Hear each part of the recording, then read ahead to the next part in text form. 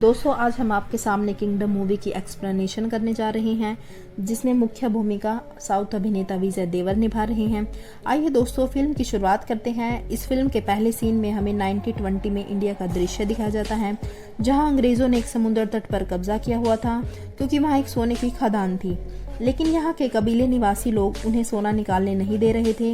अंग्रेज लोग निवासी लोगों पर हमला करने के लिए यहाँ एकत्रित हुए थे। फिर अगले सीन में हमें दिखाया जाता है कि इस कबीले का नेता बहुत ही बहादुर और शक्तिशाली था। वो बहुत निडर था। जबकि आज जब अंग्रेज लोग उन पर हमला करने आए थे, तो वो अपने निवासियों को कहता है कि सबसे पहले हमें अपने बच्चों और महिलाओं को सुरक्षित स्थान पर भेजना होगा, क्योंकि हमारे बच्चे हमारा भविष्य हैं। अंग्रेजों ने उन्हें चारों तरफ से घेरा हुआ था, इसलिए उन्होंने महिलाओं और बच्चों को नाव में बैठाकर कहीं दूर भेज दिया था। इसके बाद नेता कहता है कि हमारे पास लड़ाई करने के अलावा कोई दूसरा रास्ता नहीं है। फिर वे आक्रमण करते हैं। अंग्रेजों के पास बंदूकें होती हैं, जिससे वे उन निवासियों पर भारी पड़ते हैं। हमले के समय कबीले का नेता एक छोटे बच्चे को अपना मुकुट दे देता है और कहता है, जब तुम्हें कोई मेरे जैसा राज करने वाला निडर राजा मिले तो उसे ये मुकुट पहना देना। इसके बाद फिल्म में 70 साल बीत चुके होते हैं और हमें उसके बाद का सीन दिखाया जाता है, जिसमें सूरी नाम का लड़का अपने दोस्तों से अपने भाई के बारे में पूछता है। उसके भाई का नाम शिवा होता है। सूरी एक पुलिस कांस्टेबल के पद पर कार्यरत होता है। दरअसल सूरी बताता है कि मेरा भाई आज से 18 साल पहले गुम हो गया था और आज तक नहीं मिला। सूरी अपने भाई को ढूंढना चाहता है, इसलिए वह आज अपने दोस्त कमिश्नर के ऑफिस आया था। तभी उसका दोस्त शिवा के बारे में ही पूछने जा रहा होता है। तभी वहां सूरी देखता है कि एक बुजुर्ग व्यक्ति वहां अपने पोते के बारे में पूछता है, लेकिन एक पुलिस वाला उससे कहता है, तेरा पोता यहाँ नहीं है, हम कुछ नहीं जानते। तभी एक पुलिस अधिकारी सूरी के कान में कहता है कि इसका पोता नक्सल है और इन लोगों ने उसे पकड़ लिया है और ना ही उसकी कोई FIR लिखी है। जाने उस बेचारे का क्या होगा। तभी सूरी पास के रूम में जाकर उसके पोते को आजाद कर देता है, जहां वो कैद था। दूसरी तरफ वो पुलिस अधिकारी बूढ़े आदमी की पिटाई करने लगता है, जिसे देखकर सूरी जाकर उस पुलिस अधिकारी को पीट देता है। तभी सभी पुलिस वाले सूरी को मारने लगते हैं और इसी बीच बूढ़े आदमी का पोता वहां से भाग जाता है। सूरी पर इंक्वायरी शुरू कर दी जाती है। उसके द्वारा पुलिस अधिकारी को थप्पड़ मारने पर उसके मामा उसे डांटते हैं और उसकी माँ उसे एक चाटा मारती है और कहती है कि वह खुद एक पुलिस कांस्टेबल होकर ऐसा कैसे कर सकता है। अब अगले दिन कमिश्नर और JP नाम का हेड सूरी से मिलते हैं और उसे कहते हैं, तुमने अपने सीनियर पर हाथ उठाया, इसलिए तुम पर लंबा केस चलेगा। तभी सूरी उनसे सॉरी बोलता है और कहता है, सर उस व्यक्ति की कोई FIR नहीं लिखी गई थी। अगर मुझ पर इंक्वायरी होगी तो मैंने उसे क्यों मारा था, मैं ये भी बताऊंगा। इस पर आप सब मुश्किल में पड़ जाओगे। फिर कमिश्नर शांत हो जाता है। उधर JP उन्हें बैठकर देख रहा होता है और खुश होता है कि सूरी का दिमाग बहुत तेज चलता है। इसके बाद JP अगले दिन सूरी से मिलता है और कहता है कि मुझे एक अंडरकवर ऑपरेशन के लिए एक ऑफिसर की ज़रूरत है और वो तुम हो। फिर JP ऑफिसर उसे कहता है कि मैं जानता हूँ तुम अपने भाई को ढूंढ रहे हो। इस ऑपरेशन में तुम्हें तुम्हारा भाई भी मिल जाएगा। वो यह सुनकर हाँ कह देता है। तभी JP ऑफिसर सूरी को बताता है कि जिस गैंग में तुम्हें शामिल होना है, उसका लीडर तुम्हारा भाई शिवा है। वे श्रीलंका में रहते हैं। और फिर JP उसे उसके भाई का फोटो भी दिखाता है। इसके बाद हमें फ्लैशबैक दिखा जाता है, जिसमें दोनों भाई बचपन में इकट्ठे रहते थे और उनका बाप उनकी माँ को शराब पीकर मारा करता था। एक दिन जब सूरी एक मेले में जाकर एक महिला से अपनी पीठ पर टैटू बनवा रहा होता है, तो उसका बाप उसे देख लेता है और उसे बहुत पीटता है, जिसे सूरी अपने बाप से नफरत करता था। जब एक दिन सूरी की माँ को उसका बाप नशे की हालत में मार रहा होता है, तो शिवा अपनी माँ को बचाने के लिए अपने पिता को मार देता है। तभी उसके मामा आकर उसे यहाँ से भगा देते हैं, ताकि पुलिस उसको ना पकड़ सके। शिवा जाते हुए अपने भाई सूरी से कहता है कि माँ का ख्याल रखना, और इसके बाद कोई नहीं जानता कि वह कहाँ गया। इसके बाद फिल्म वर्तमान में दिखाई जाती है, जिसमें JP आज होम मिनिस्टर और अपने साथियों को बताता है कि अपना देश अब खतरे में है। श्रीलंका में ओरियप्पन और उसका बेटा मुरुगन एक ग्रुप चलाते हैं, जिसमें कई मेंबर हैं और बहुत जल्द इनके पास हांगकांग से हथियार आने वाले हैं और ये हथियार समुद्र के रास्ते से आएंगे और ये हथियार उन तक कुछ ट्रैवल लोग पहुंचाएंगे। दरअसल 1920 में हुए हमले में कुछ कबीले के लोग अपनी जान बचाकर नाव में बैठकर श्रीलंका पहुंच गए थे। वे दोबारा इंडिया आना चाहते थे, लेकिन उन्हें सरकार ने आने नहीं दिया। तभी से वे लोग श्रीलंका में एक टापू पर रहते हैं उन पर वहाँ भी अत्याचार हुए। तभी ओरियप्पन ने उन्हें कार्टेल के लिए स्मगलिंग करने का ऑफर दिया, जिससे वे उसके लिए काम करने लगे, क्योंकि उनके पास कोई दूसरा रास्ता नहीं था। और इस गैंग को शिवा लीड कर रहा है। ये वही गैंग है जिसके पीछे जेपी सूरी को भेज रहा है। जेपी ने सूरी को कड़ी ट्रेनिंग दी। फिर कुछ दिन बाद जेपी सूरी को एक जेल में भेज देता है, क्योंकि उसका भाई शिवा उसी जेल में कैद है। सूरी अपने भाई से मिलना चाहता था। वो जल्द ही कार्टेल की नेक्स्ट इन्फॉर्मेशन जेपी तक पहुंचाना चाहता था। अगले दिन सूरी शिवा के लोगों से झगड़ा कर लेता है ताकि शिवा उस पर ध्यान दे सके। जब शिवा सूरी को मारने आता है तो वह उसके कान में वो बात कहता है जो उसका भाई उसे बचपन में कहता था। उसे यकीन हो जाता है वह उसका भाई है। तब शिवा सूरी से कहता है कि मैं तुझे जेल से निकलवा दूंगा। तभी सूरी कहता है अब तो माँ भी नहीं रही, मैं अकेला रहकर भी क्या करूंगा। तभी शिवा उसे कहता है मैं कल जा रहा हूँ और मैं तुझे 2 दिन बाद निकलवा लूंगा और अपने पास बुला लूंगा। और कुछ दिनों बाद सूरी को शिवा का आदमी लेने आता है। इसके बाद हमें बताया जाता है कि जेपी ने एक लेडी डॉक्टर को भी जासूस बनाकर श्रीलंका भेजा है। सूरी उसे कांटेक्ट कर सकता है। अगले सीन में शिवा का आदमी सूरी को अपने अड्डे पर ले जाता है, जहां सूरी देखता है कि एक प्रेग्नेंट लेडी के डिलीवरी का टाइम आ गया है। तभी मुर्गन वहां आकर कहता है इसकी डिलीवरी यहीं होगी, क्योंकि हमारे कबीले की औरतें बाहर नहीं जाती। तभी ये लेडी डॉक्टर उसकी डिलीवरी करती हैं और उसे बेटा होता है। फिर वो उसके बेटे को जांच के लिए हॉस्पिटल ले जाती हैं। यहाँ ओरियप्पन और उसके बेटे मुर्गन का राज चलता है। इसके बाद हमें दिखाया जाता है कि मुर्गन के आदमी सनकी हैं, जिन्होंने पहले बीजेपी के कई जासूसों की हत्या की है। फिर शिवा सूरी को एक आदमी जिसका नाम बैरागी होता है से मिलवाता है और कहता है ये मेरा भाई है, लेकिन वे लोग उसे उस ग्रुप में शामिल करने से मना कर देते हैं। तब शिवा सूरी को अपनी पत्नी और बेटे से मिलवाता है, जिसका नाम शिवा ने सूरी ही रखा था। इसके बाद सूरी देखता है कि बैरागी हर रोज एक नाव को साफ करता है। तभी सूरी को लोग बताते हैं कि 70 साल पहले कबीले के लोग इसी नाव से यहाँ आए थे।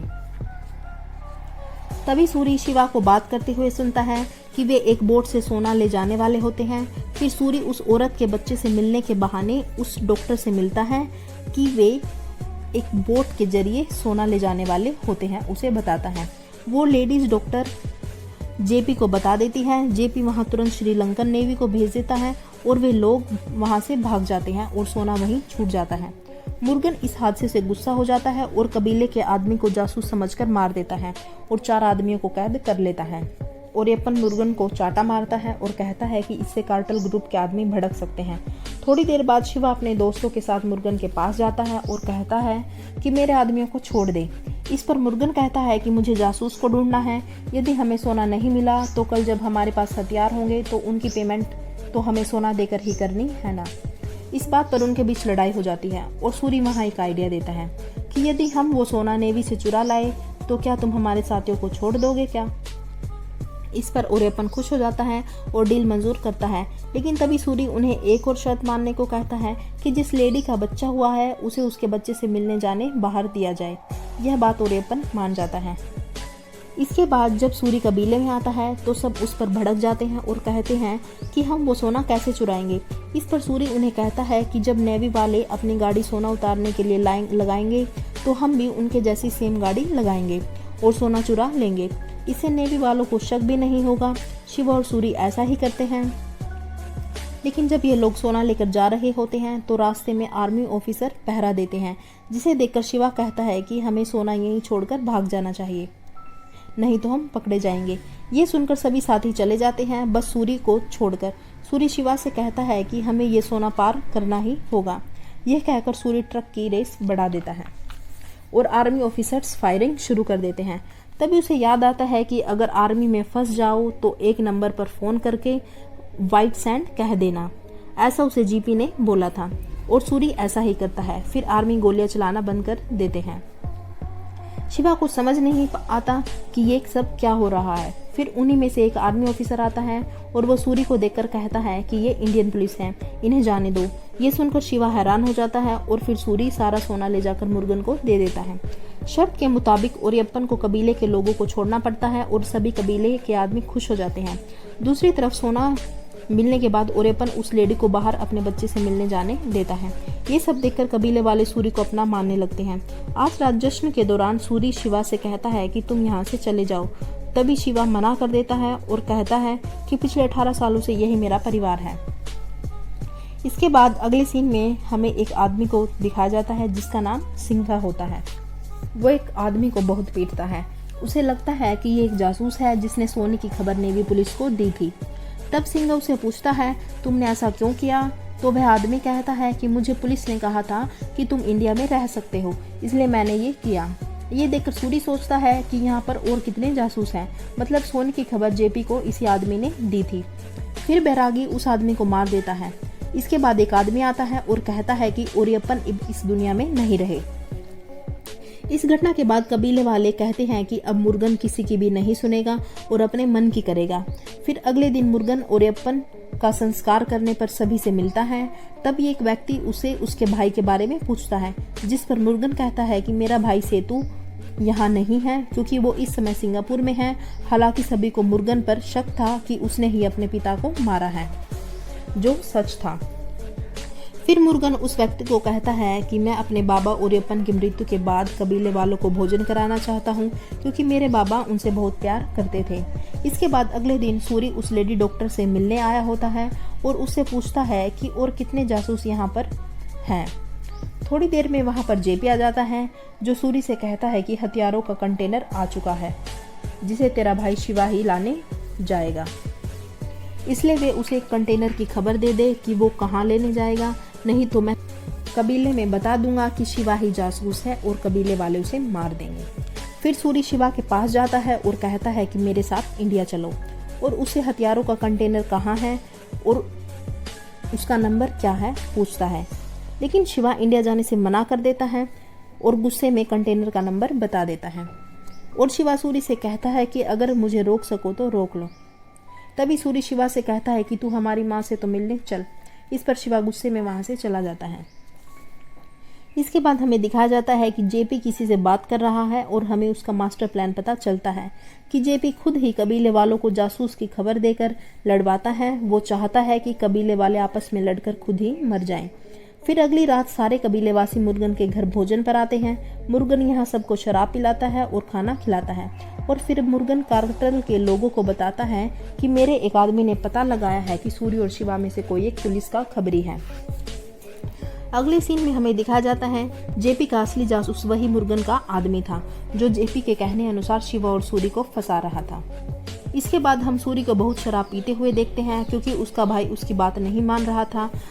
तभी वहाँ लेडी डॉक्टर आती है और कहती है तेरा भाई खूनी है, वो सुधरने वाला नहीं है, उसने तो अपने बाप को भी मार डाला। इस पर सूरी कहता है कि शिवा बिल्कुल बेकसूर है, उसने मेरे बाप को नहीं बल्कि मैंने अपने बाप को मारा था। उसने सारा इल्जाम अपने ऊपर ले लिया और वहाँ से भाग गया। उसने अपनी जिंदगी कातिल बन के गुजारी है। और दूसरी तरफ शिवा से कार्टल का आदमी पूछता है कि तुम में से पुलिस का खबरी कौन है। यह सुनते ही शिवा कहता है मैं हूँ पुलिस का खबरी। मुर्गन यह सुनते ही उसकी कमर में चाकू घोंप देता है। फिर मुर्गन अपने आदमियों को हुक्म देता है कि सारे कबीले वासियों को मौत के घाट उतार दो। उसके बाद ये लोग सभी आदमी औरतों बच्चों को मार रहे होते हैं। ये सब मंजर देखकर कुछ कबीले के लोग वहाँ से भागने लगते हैं। इस बीच बैरागी शिवा के बच्चे को बचाने के लिए भागता है लेकिन मेन दरवाजा बंद होता है। इसके बाद हम शिवा को देखते हैं जो हिम्मत करके बाहर आता है और मुर्गन के आदमियों को मार डालता है और मेन गेट तोड़ देता है जिससे कबीलेवासी वहां से भाग जाते हैं। अगले दिन सूरी नशे में उठता है और कबीले वालों को देखता है और हैरान हो जाता है कि इतनी लाशें कहाँ से आई। उन लाशों में शिवा की पत्नी और बच्चे की भी लाश थी। ये देखकर सूरी बुरी तरह रोने लगता है और उसमें बदला लेने की भड़क उठती है। सबसे पहले तो वो उस नाव को समुद्र में उतारने लगता है। फिर बैरागी को याद आता है कि उसके पूर्वजों ने कहा था कि जो आदमी संकट के समय इस नाव को समुद्र में खींचेगा और जिसकी पीठ पर कबीले वालों का निशान होगा वही यहाँ का राजा होगा। फिर बैरागी और कबीले वाले सूरी को अपना राजा मानते हैं और नाव समुद्र में उतार देते हैं। इसके बाद वे सीधा मुर्गन के अड्डे पर जाकर अपने साथियों का बदला लेना शुरू करते हैं। उधर सूरी मुर्गन को मारने के लिए जाता है और उसे बड़ी भयानक मौत देता है। फिर उसने अपने भाई शिवा का बदला ले लिया था। इस पर बैरागी सूरी से कहता है कि ये सब विधि का विधान है। तुम्हारी पीठ पर जो चिन्ह है वो हमारे कबीले का निशान है। इसे हमें पता चलता है कि सूरी की पीठ पर जिस औरत ने वो निशान बनाया था वो इसी कबीले की थी। उसे अपना राजा सूरी बचपन में ही दिख गया था। फिर बैरागी कहता है कि आपको हमारा साम्राज्य दोबारा स्थापित करना होगा और सूरी उनकी जिम्मेदारी अपने ऊपर ले लेता है। इसके बाद हमें अगले सीन में दिखाया जाता है कि मुर्गन का भाई सेतु अपने भाई का बदला लेने के लिए वापस आ गया है और इसी कबीले का आदमी सिंघा, जो इंडिया जासूस का पता लगाने गया हुआ था, उसे वहां पता चलता है कि सूरी एक पुलिस अधिकारी है।